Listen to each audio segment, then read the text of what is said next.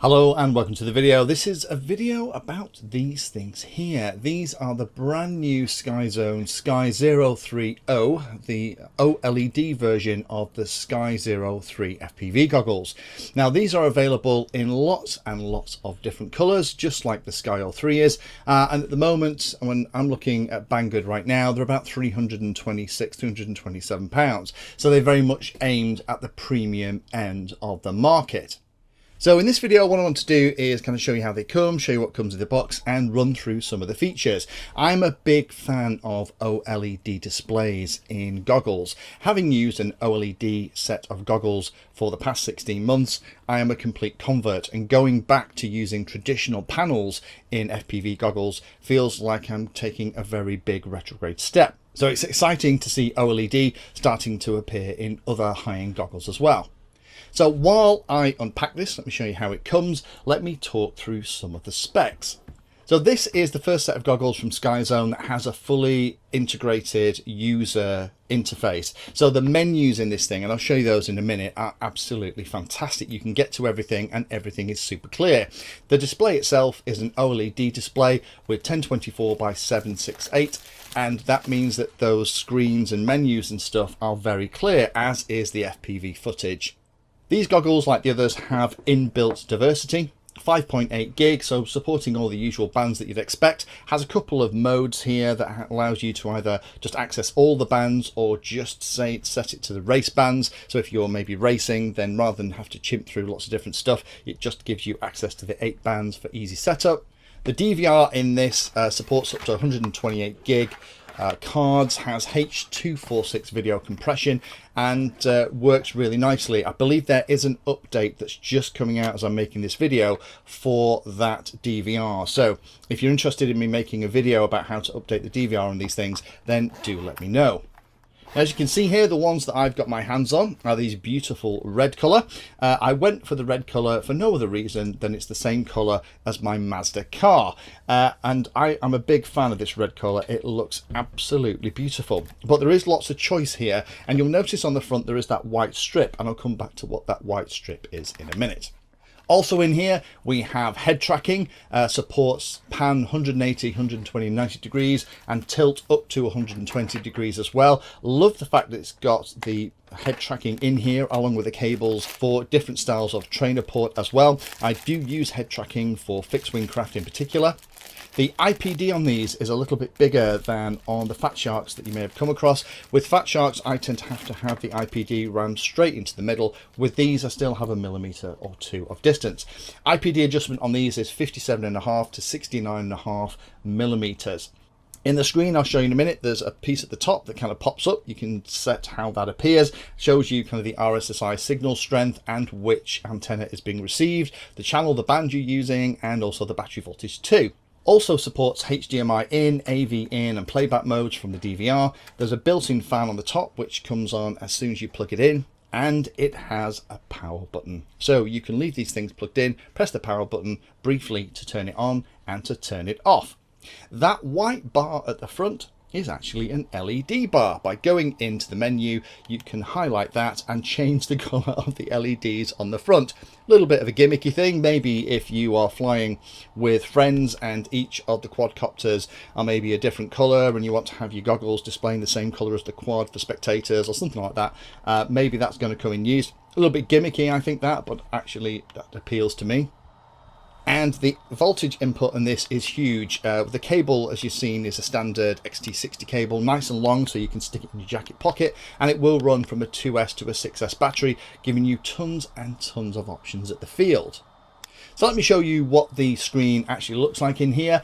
Field of view is 37 degrees diagonal, a little bit smaller than I'm used to, but still very usable. Those lenses in front of the lens array, normally they would be diopters. Now I don't need diopters or sight correction for using other goggles from Fat Shark and other people, but these seem to come with these installed, so I haven't removed them and I can see the screens really well.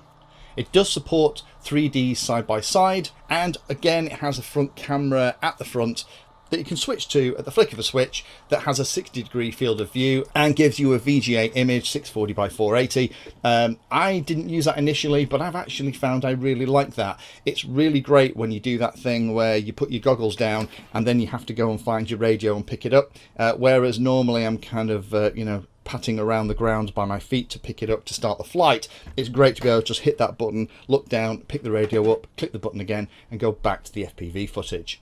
So I've been playing with these now for about 3 or 4 days. So how they're going to survive longer term, I can't really comment on. But my initial impressions are very, very good.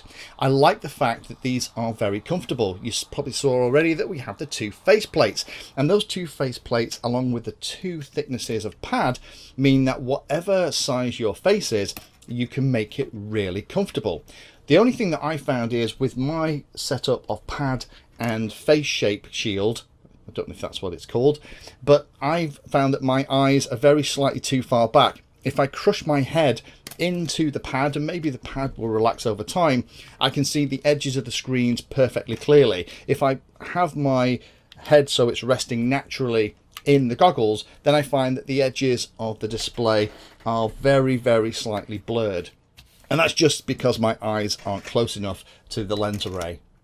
The screen is super clear, but you know what? You're going to expect it to be super clear. OLED technology, in my opinion, is absolutely the way to go for this stuff. TVs in most lounges are OLED or something similar these days, and it's a really mature technology, and the picture is far superior.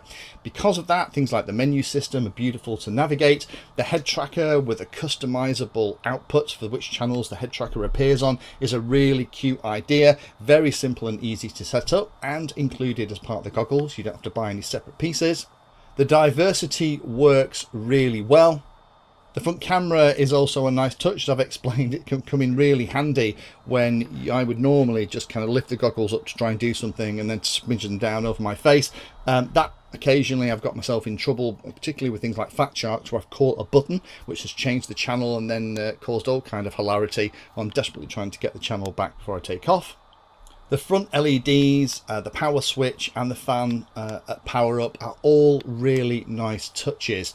There are tons of inputs and outputs on here. I show you what the screen from one of my laptops looks like. It is very legible. So if you wanted to use this for something like a simulator or that kind of stuff, or watching a movie, then you absolutely could. Auto search and the ability to set things like race band only are really nice, but there isn't the option to set a specific frequency if you want to do something a little bit out of the norm. The OSD shows everything at a glance really nicely. It is beautifully laid out, and again you can position the OSD so it doesn't occlude any of the on-screen display information from the model. And in summary, it is a great set of goggles. There are only a couple of things that I'll probably draw your attention to. This is a premium set of goggles and it's priced as such. The power switch for me is a little bit easy to catch to turn it on and off. I think you should have to press and hold it for like 3 seconds for it to turn on and to turn off. Just pressing it briefly on the ones that I have here will do both. And I have occasionally caught it as I've been using it and adjusting the goggles. I've hit that and the whole set of goggles has shut down, and to boot them back up takes another 5-6 seconds. You have to go through the logo. Hopefully that will be changed in a firmware update in future, or there will be an option maybe that I haven't found in the menus. Don't forget there are no bays for the receiver, so the receiver that comes in here is the ones you are going to use. If you wanted in the future to go for 2.4 gig FPV and use it with Crossfire or something like that, that isn't an option with these. The menu navigation takes a little bit of getting used to. You need to use the record mode, band and channel buttons to navigate your way around.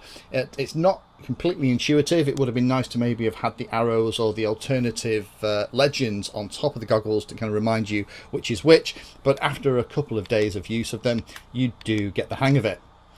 You will need to get some proper antennas. It's nice that they include dipole antennas in here, but for a premium set of goggles, it would have been really nice to just have a simple polarized antenna and maybe a little cheap and cheerful patch as well. So do, if you're going to order these, get yourself some proper antennas to use with these really nice goggles. I did get a couple of hang-ups on mine. This might be part of the DVR firmware update that I believe is just coming out now, where the goggles got completely stuck in one mode and I only could get them out of it by rebooting it. It's only happened once in the 3 or 4 days that I've been playing with these, and it was me messing around in the menus and long pressing buttons, so maybe that was part of the problem. Field of view for some is going to feel a little bit small at 37 degrees, but it's very usable, and as with most sets of goggles, the image is good enough and the flight's engaging enough, you forget how small the field of view is and you just enjoy yourself. Those OLED panels are crystal clear. And the last thing to think about is warranty support. If you're going to order these from somewhere like China, don't forget that if they break, then getting returns and replacements and repairs isn't going to be a simple matter. But in summary, I have been impressed by these.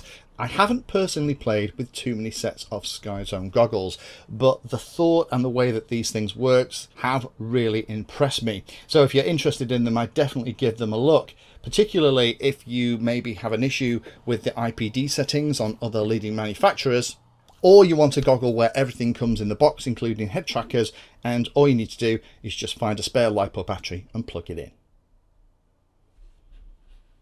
Thanks for watching the video and watching right to the very end. You can find me in all the usual places on social media, and if you like the video and like what I'm doing here, then hit the subscribe button and hit the bell notification icon too. If you really like what I'm doing, you can go the extra mile and become one of my Patreons for access to me directly for support, and also giveaways and regular updates too. If you're looking for particular content, then check out the playlist. I organise all of my videos into playlists, so if you're looking for a particular topic, you can find everything here. If it's called Introduction To, it's designed to start very simply and build on that simple introduction to teach you all about it. If it's called For Beginners, then that is really aimed at people who are brand new to that part of the hobby. You can also search on YouTube for anything that you're interested in using the search function at the top. So iNav Painless 360 will find all of my videos and even the playlist around iNav. So thanks again for watching and happy flying.